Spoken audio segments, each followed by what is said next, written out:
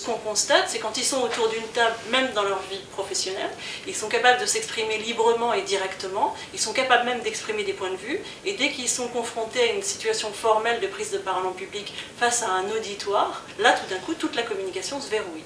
Donc cet écart-là, ils sont capables de le mesurer très très rapidement en l'espace d'une séance. Il y a une chose qui est sûre, c'est qu'il y a une espèce d'idée préconçue de ce que devrait être la prise de parole en public dans une entreprise.